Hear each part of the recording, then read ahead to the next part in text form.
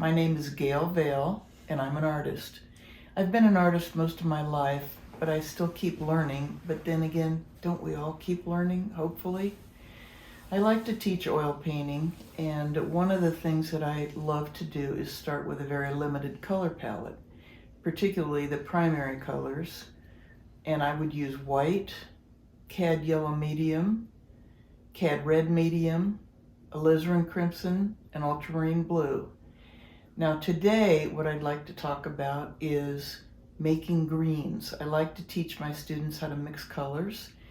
And greens are used so frequently in landscapes, but there are so many greens that you can make.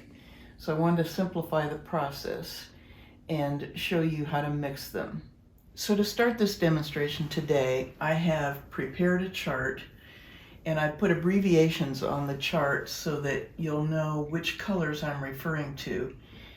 On the left, I've got white, cad yellow medium, ultramarine blue, and cad red medium. I only put a tiny bit of red on here because we're not going to use very much of it. On the right side of the chart, I've got a couple of other blues and yellows, cerulean blue, lemon yellow, and phthalo blue, and we'll come up with some interesting combinations. So the very first one is equal parts of ultramarine blue and cad yellow medium. So if I take some of the blue and an equal part of the yellow and mix it together,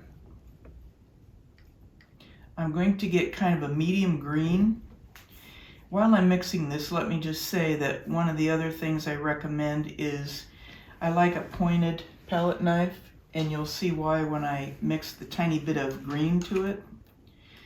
This is just a mid-range medium green, so I'm going to put a little bit of it on here.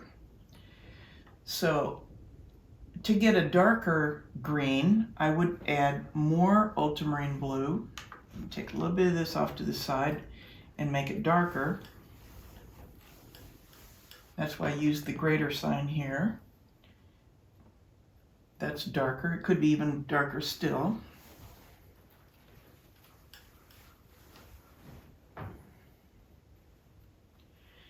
Then the next one would be using less ultramarine blue and more yellow. So I'm going to take a little bit of that off to the side and mix those two together. This is going to make more of a limey green.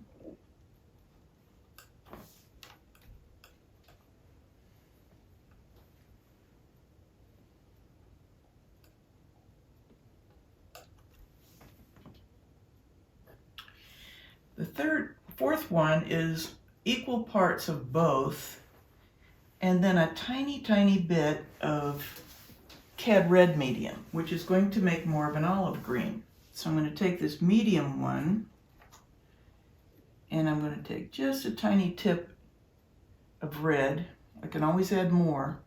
That's one reason I like this pointed palette knife. I'm going to put a tiny bit more in here so you can see the color change. And now I have an olive green. The next one, I'm going to use a greater amount of the ultramarine blue. That would be our dark, the dark green that we mixed up here. I'm sorry, it's less ultramarine, I apologize. I'm going to take this limey green one and I'm going to add some white to it.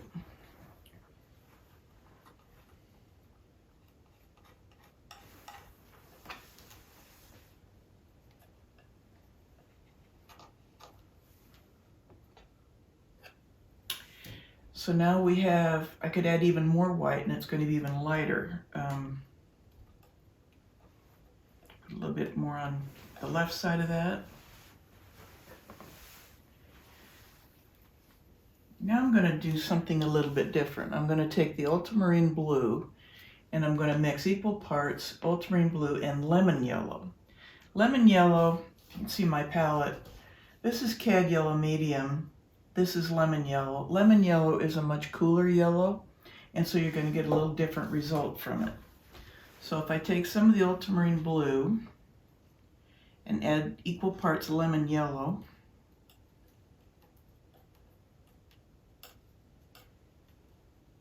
you get a much cooler mixture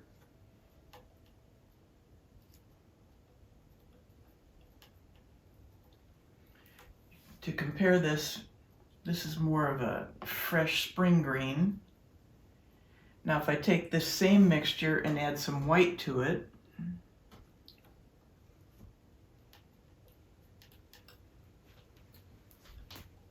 we get a very cool, this might be a shade of green you might use in the distance where the horizon is coloring it. So now we already have 7 different greens. Now I'm going to switch to the right side of the chart and we're going to try some other mixtures. I'm going to begin with cerulean blue, which cerulean blue is more of a sky blue. It's not one that I would require on a primary colors palette, but we're going to get some different results by using this. So I'm going to take a little bit of the cerulean blue and I'm going to mix it with some of this cad yellow medium. I want to do equal parts. Looks pretty equal. Sorry, I have to lay the palette down to mix it because my cad yellow is a little stiff. It's kind of an old tube, I guess, so this is an interesting color. Look what we have here. Put a little bit more up here. Now, the next one would be less of the cerulean blue. So I'm going to take, I'm going to have 2 mixtures right here. This one's going to have more cad yellow medium in it.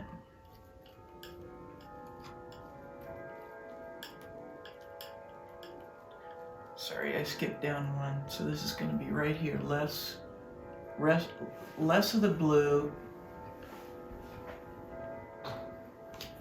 Now I'm going to take more of the cerulean blue and mix it,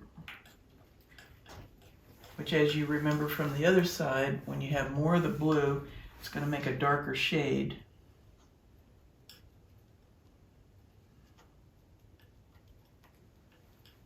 So here's the mid one. This is the darker one. We've got the equal parts, we've got more of the cerulean blue, less of the cerulean blue. Now we're going to go to the cerulean blue, cad yellow, medium, and a tiny bit of red. So I'm going to take the medium one and I'm going to add a tiny bit of red, just like we did on the other side, which should make more of an olive green. But this one's, of course, going to be a little bit different because we're using a different shade of blue to make it. So that gives you a little bit more of an olive. Now we're going to do the same mixture and add some white to it.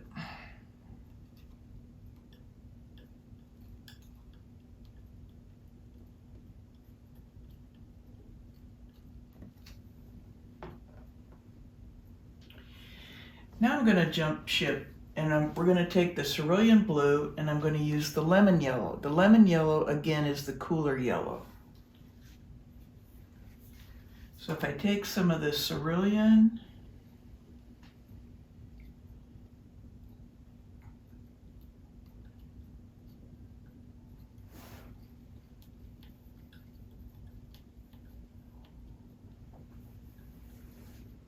this makes a really pretty different shade.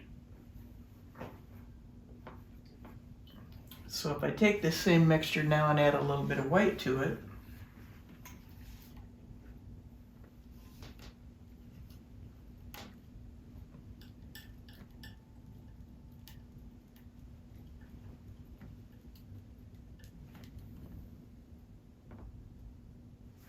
isn't that pretty? Now I'm going to take phthalo blue, which is, if you looked at phthalo blue by itself, I'm going to just show you one thing before I make a green out of it. If I take the phthalo blue and mix a little bit of white with it, it'll give you more of the true color, and you can see it's kind of a very bright, almost turquoise. It's a beautiful shade. But if I want to take the phthalo blue and the cad yellow medium, I'm going to take equal parts to make another color.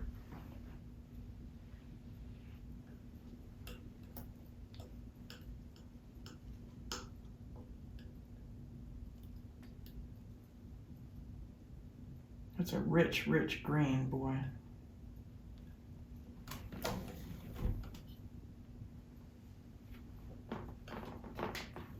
I'm going to take that same mixture and I'm going to mix some white into it.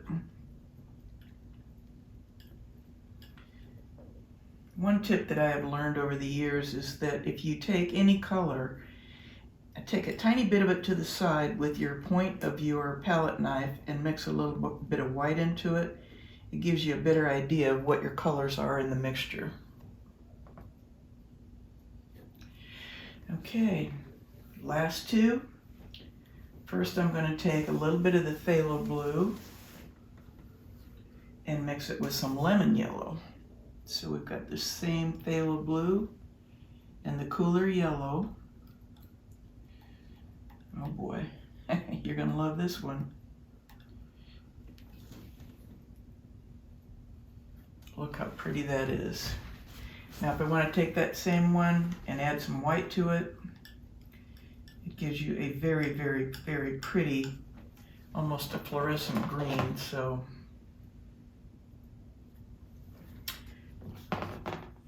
I hope you enjoyed that little demo. Making greens is kind of fun.